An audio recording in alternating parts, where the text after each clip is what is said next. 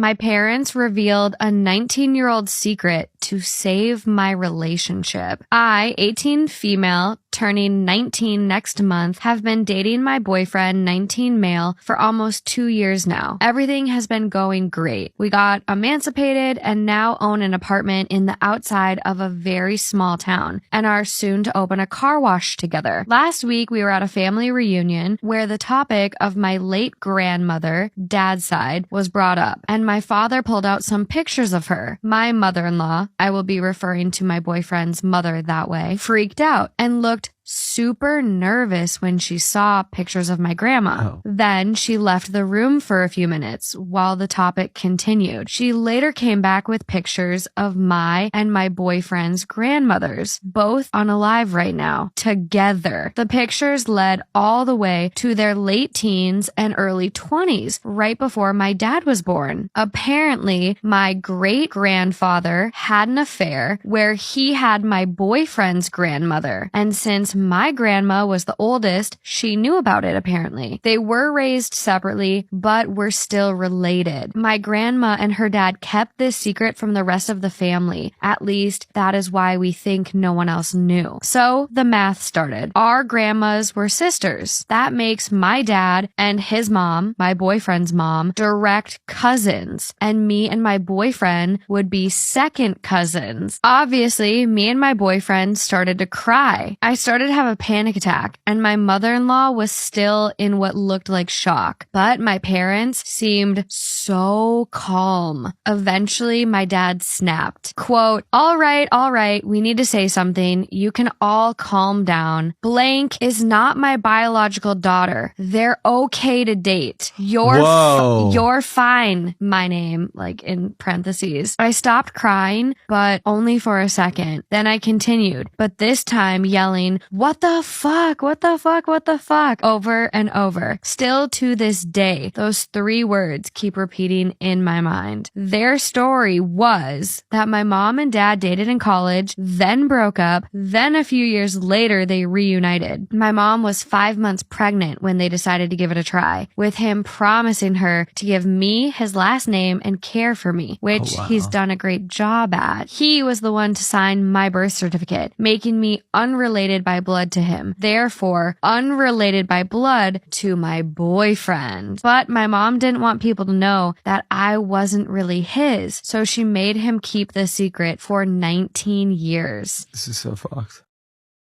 My girlfriend whispered something to me when she thought I was asleep. Because of my job, I always wake up way earlier than my girlfriend, literally 2 hours earlier. So I also have to go to bed way earlier than her to get enough sleep. Yesterday evening, when I went to bed, I couldn't really sleep because I had an important event today at work that made me nervous. So I was still awake when my girlfriend went to bed. I was really hot, yes, even during winter, so I slept without my blanket. I thought about talking to her. Something told me to keep my eyes closed, and I did. She took the blanket and covered me with it. Then she kissed me on the forehead, and then she said it. She whispered it. She said every single word. Some people might say it's too cheesy, but I don't, and I can remember every single word. I love you. I love you so much. I love you more than anything in the world. I love you more than words can express. You make me laugh. You make me happy. You make me feel loved. I've never liked the idea of getting married, but you changed my mind. I want to stay with you forever. I'd rather die than live without you. My life isn't complete if you're not in it. Wow. I love you. Why didn't she say that when he was awake? Then she kissed my forehead again, and I tried my best not to let her know I was awake, which was hard because I teared up. After that, she went back to her side of the bed and laid down. I only then opened my eyes. I laid there for at least a half an hour until she started snoring, and I knew she was asleep. I got up, went to the bathroom, and cried my eyes out. Why are you guys being secretive? This was the most wonderful thing I've ever heard. I've never felt so much love in my life. After many years of bullying, my self-confidence was so destroyed that I didn't know if I deserved to be loved, let alone that anyone could love me like that. What made it even more special was the fact that my girlfriend had a bad past and had a lot of trouble showing her feelings on the outside. Even with me, she had a hard time being vulnerable sometimes, and the fact that she said this when she thought I couldn't hear her means means that what she said came from her heart. Oh, yeah, that's true. Oh, that's so That was cute. really cute. Top comment. Tell her you heard. Marry her. It's gotta happen. It's absolutely beautiful. Wow, it is beautiful. Am I the asshole for kicking a girl out of my party for calling her boyfriend daddy? I, female 24, was hosting a small-scale hangout with about 15 of my friends. One girl, female 23, is an acquaintance of mine, and she came with her boyfriend. We were all sitting around in the main room and eating pizza when she came to sit and sat on her boyfriend's lap. A little weird since there were open seats, but I didn't say anything. While we were talking as a group, she would always refer to her boyfriend as daddy. She would interject with things like, quote, "Daddy just bought me a new stand mixer," and "Daddy looks so handsome in this shirt, right?" I told him to get it. At first, we thought she was joking or messing with us, but she continued doing it, and the rest of us were side-eyeing each other and were kind of uncomfortable. I asked her if she could save the pet names for home, because some of us were feeling uncomfortable. She got upset and told me to stop making such a big deal over a nickname and slut-shaming her. I told her that wasn't my intention at all, but I would appreciate if she could stop because it was killing the vibe. She started ranting at me about a whole lot of stuff, and I just told her and her boyfriend to please leave. Her boyfriend was pissed too, but they eventually got out. The rest of the evening was less uncomfortable and way more peaceful. A few of my friends who didn't know the girl I kicked out thanked me for making her leave, but we all felt kind of awkward because of what happened. Am I the asshole? No. If they're being weird and you don't really know her, you'd be like, okay, like, especially if she's not matching the vibe. Yeah. Well, and it's your house. So if you don't like how someone's acting, I don't think there's anything wrong with that. And she wasn't slut shaming her. She was just like, well, did she do it in front of everyone? I would have pulled her.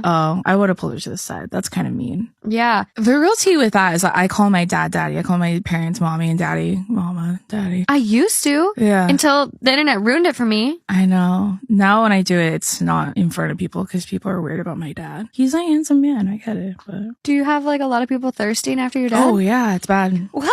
We don't even tag him in anything anymore. Was he getting a lot of followers? Lost privileges. Yeah. We made my parents make their profiles private. What? We're like private profiles for everyone. Oh my God. Oh, I didn't know your dad looked like that. Or whatever, you know? Wow. I'd put him private too. Shit. Am I in the wrong for telling my sister that she's fat? I grew up in a very abusive household. I graduated high school at 17 so I could move out the day I grabbed my diploma. I couched her for a couple months until I turned 18 and got my first apartment at 18 years old with my boyfriend. We worked minimum wage jobs, working 60 plus hours a week so my boyfriend and I could afford rent. When we moved in, we only had a bed, a small 30-inch TV, my boyfriend's Xbox, and toiletries. Nothing else. Over the next 2 years, we began saving up money to get our first car. After getting a car, we applied to a job that paid more for fewer hours. We get raises every few months and profit sharing every quarter. We slowly began to update our apartment. Now, the only thing we were missing was a couch. The couch was donated to us by our apartment. Someone got evicted from their unit and left everything in there. The office, knowing that we don't have a couch yet, gave us the couch. After all of the upgrades, we decided to start hosting D&D at our house. Just me, my boyfriend, the DM, my brother-in-law, and my sister who weighs a whopping 375 pounds. My sister couldn't fit into any of our chairs, so she sat on the couch. We originally didn't have a problem with this until we noticed that our couch began to divot in the middle, and the bar that held the futon together underneath started to bend. My boyfriend and I agreed that we buy a chair that's built for her weight. The chair just came in, and we had D&D on Friday. We showed the chair to my sister, hoping that she would be grateful. We paid over $100 for this. We're not rich, so we had to dip into our savings to pay for this. My sister got mad at us, accusing us of calling her fat. We tried to calm her down, but trying to calm her down just made her scream more. My brother-in-law was telling us to look at what we started. I have to go home to this. You got this couch for free, just buy another one, etc. With my sister screaming in one ear and my brother-in-law talking in the other, I lost it. I said, "Everyone, STFU, you are completely right. Your fat ass is breaking our couch. You can lose weight easily but choose to stay fat, slob. This is a problem that you can literally run from, but you chose to be fat and collect taxpayers' money to stay at home and eat more and gain more weight. Until you lose under 250 pounds, you're not allowed on our couch again." I admit this was a bit much, and I should have better controlled my feelings.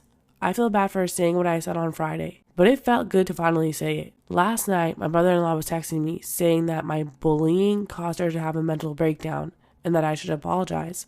I told him that I'd apologize when she apologizes for bending our couch. So, am I in the wrong here?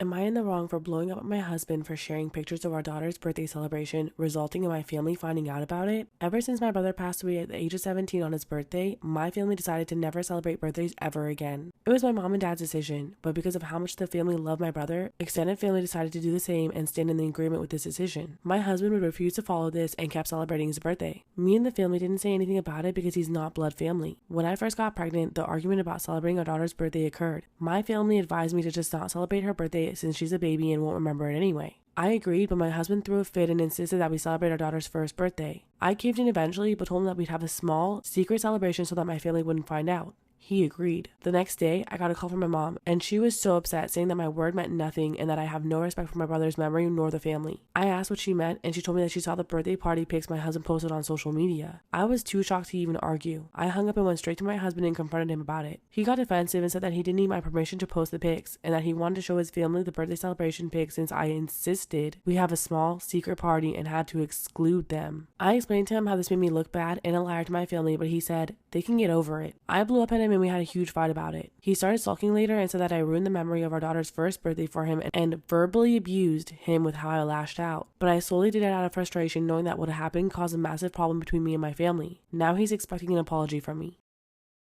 Am I in the wrong for refusing to honor my boyfriend's family's tradition? My boyfriend Eric, 29, and I, 27 female, have been dating for 3 years. For context, I've met his family and they're very friendly. We don't meet them very often because they live in my boyfriend's home country. I don't want to reveal the country names either for privacy reasons, but my boyfriend and I are of different nationalities and we both work in my country. The conflict happened during our last visit last weekend. We've been looking up houses to move in together and engagement rings. While we were having dinner, we mentioned this to his family as it's a big step in our relationship. His parents and brothers expressed their happiness for us, but then out of nowhere, his younger sister-in-law asked, "So, is she going to take the test?" I asked, "What test?" In summary, my boyfriend's family has this tradition where the future mother-in-law tests the daughters-in-law to see if they're good enough for her sons. Apparently, his mother and aunts went through the same test. The test includes how clean they can keep a home, how well they can cook, their manners, etc. Basically life skills most people learn from childhood. I found it ridiculous because 1, if I'm good enough for my boyfriend, then he should be the one deciding it. And 2, I don't fit in their targeted category. In his mom's words, you can't be a good stay-at-home wife and a stay-at-home mom if you can't be a good homemaker, and she wants to make sure of that. To be clear, his mom and all 3 of his brothers' wives are stay-at-home moms, and although I respect their choice, I'm not quitting my career and I did not under any circumstances make my boyfriend think that I could compromise on that. I hate house chores and I would rather buy homemaking gadgets and hire staff no matter what the cost. I told my boyfriend's mom all of this and it caused an argument that eventually ruined dinner and an extension our visit. My boyfriend doesn't care whether I'm a working wife or a stay-at-home wife, but he thinks that I should have just done the test because it's just a test. And it's not like they would reject me if I failed. He thinks it's a fun tradition that everyone was looking forward to and I should have gone along with it anyways. Story time about when I messed up by saving a child on Michigan Avenue. To understand this story, you have to know a little bit about me. I grew up on a farm on the border of Kentucky and Illinois.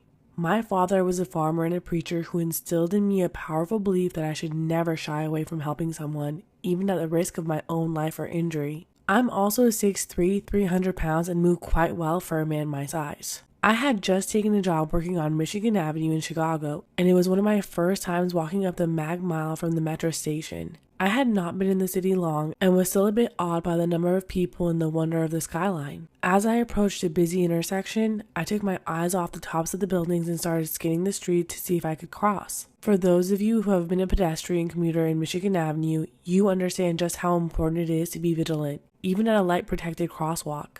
As I waited, I saw a child who looked about the size of a second grader with a backpack standing precariously close to the street about 20 feet north of the crossing. Something in the back of my head was screaming, "This child's going to step out into the street!" As I watched in horror, the nagging voice proved to be right as the kid jumped off the curb and started running across 6 lanes of traffic. Instinct kicked in and I took off in pursuit, closing the distance between us in a matter of steps and swapping the child up into my arms before sprinting back to the curb.